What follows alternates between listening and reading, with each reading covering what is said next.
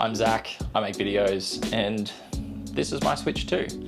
I've been super interested in the handheld space as of late, and I've been You're probably thinking that is a really weird way to start a video about a completely different handheld in the title, but it was in making that other video that got me to think a little bit more about the handheld in the title.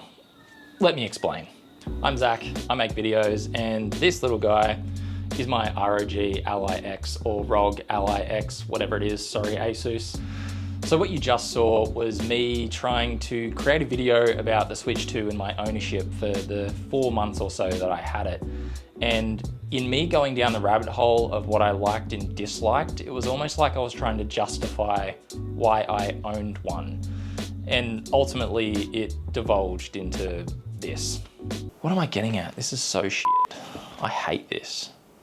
I don't want to make this video. I don't even like the Switch. Is that the video? I don't like the Switch. Now look, I'm a tinkerer, especially when it comes to tech. You just have to ask my fiance, she'll tell you all about that. And I like to think that I've got this gremlin in my head that is what I like to call new shiny toy syndrome. I see the new thing, the next best thing that's gonna give me a couple of extra frames in my games, and I immediately start doing the money gymnastics in my head to justify the thing, even when I've got a perfectly good thing sitting on my desk right now. Enter the ROG Xbox Ally X, I think is what it's called, and in Australia that thing costs $1,600. And in all honesty, it genuinely had me questioning my life choices.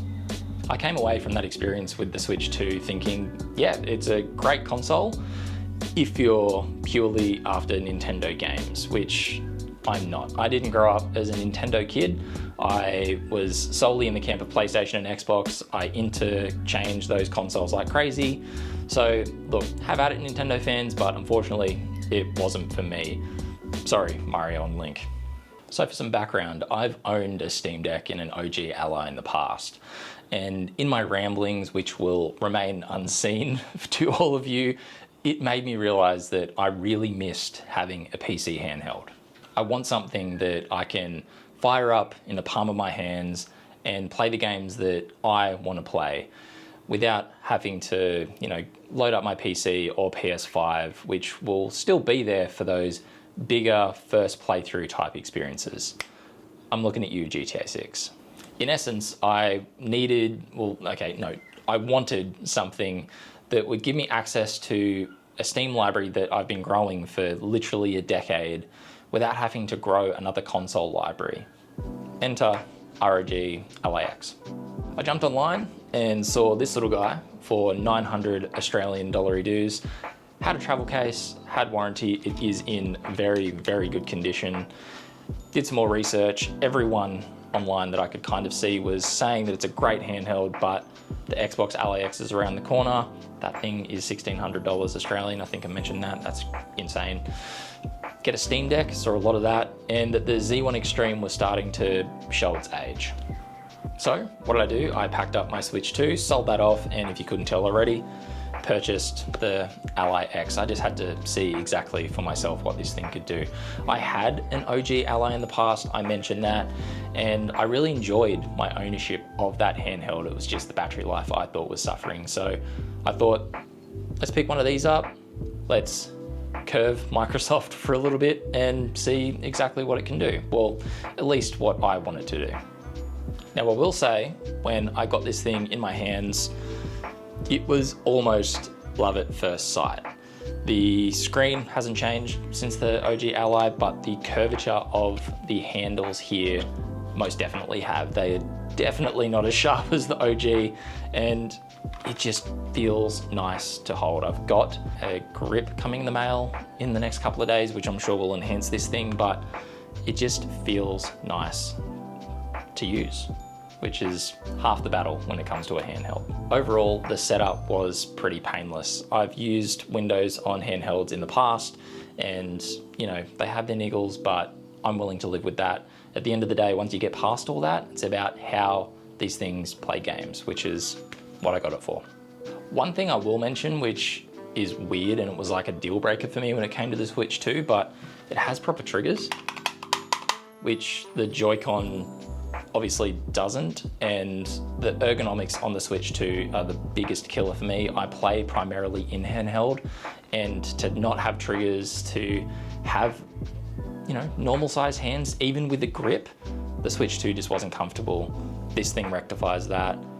I just love tactile triggers. Big win for me. Now, with all the software updates out of the way, which can take some time admittedly, even though the Armory Crate has come a long way, it still takes a while to set up a new console, I downloaded one of my favorite games, which is one that I will be primarily playing on this thing, Forza Horizon 5. I'm a big Horizon fan, having owned all of them, and just a casual racing game fan in general. Safe to say, it just works.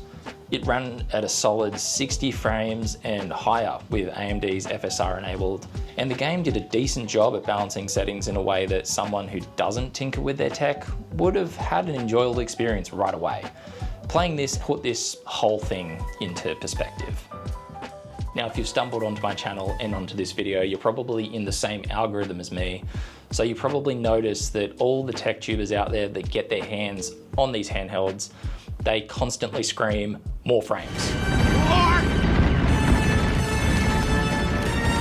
More! And at the end of the day, I would love to be reviewing every single handheld out there, which I don't think it'll ever get to that, but the average person isn't going to be looking to squeeze out every single frame from their handheld. They just want to buy something that they know will last them for an extended period of time. They're not going to be upgrading to the next best thing, spending $1,600 chasing every single frame.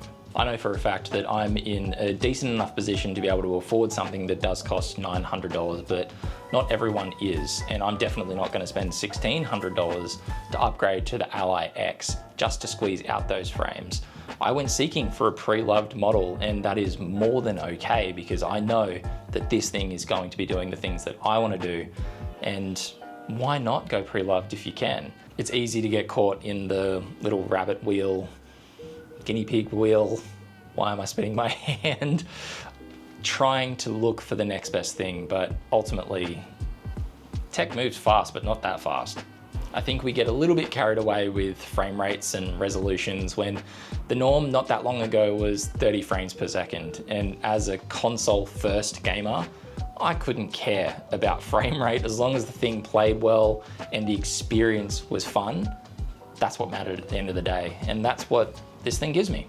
Speaking of, I booted up Spider-Man Remastered and was swinging through New York at a locked 60 frames, which on the OG PS4 was a 30 frames game, on medium graphics, FSR enabled. I didn't care that it played at half the frame rate on my PS4 in 2018, so I definitely can't complain now that it runs like that on a handheld. On the 7-inch 1080p display, it looks great to me. Remembering that I'm not playing this on a 4K TV, so details don't really matter, as long as it plays well and doesn't look like mush.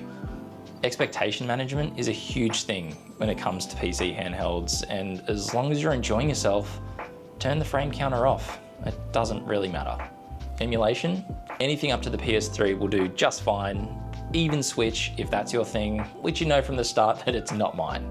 RPCS3 has me covered for some PS3 titles, and I can't wait to play through Infamous again without taking over the TV, and at a higher frame rate. Let me know your favourite PS3 games in the comments, because I want to bulk out my collection just a little bit. I'll link a great video from Retro Game Core on what this thing can do in a full emulation breakdown style video.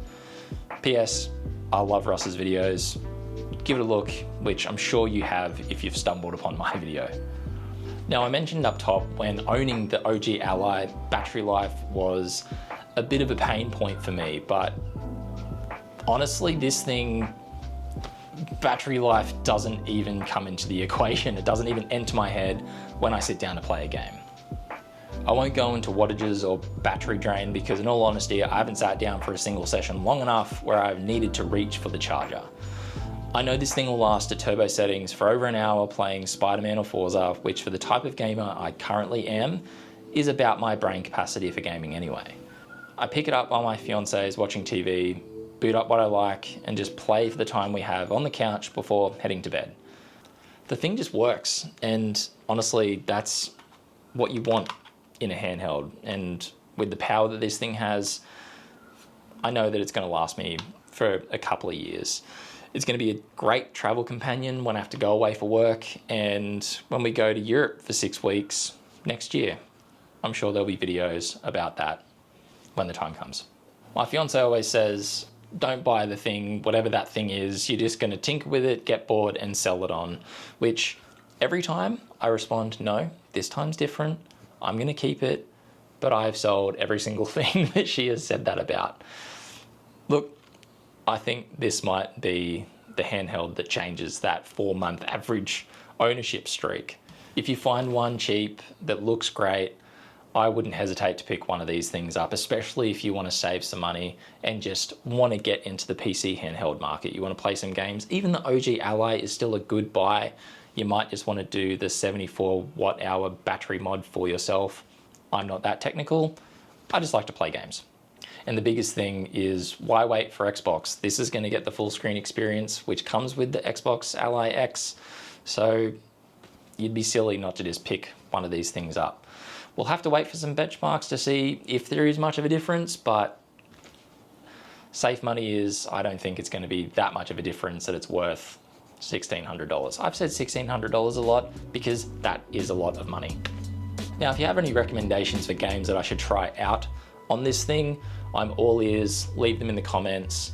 And also, whenever I plug this thing in, the RGB lights just pulse and flash. If you have a way to turn that off that I just don't know about, please leave that in the comments as well. I would much appreciate, not a disco, in my bedroom once I've finished playing with it for the night. Now, if you'll excuse me, I'm going to be playing some Forza on the couch while my fiance binges The Summer I Turned Pretty. Thanks. Till next time.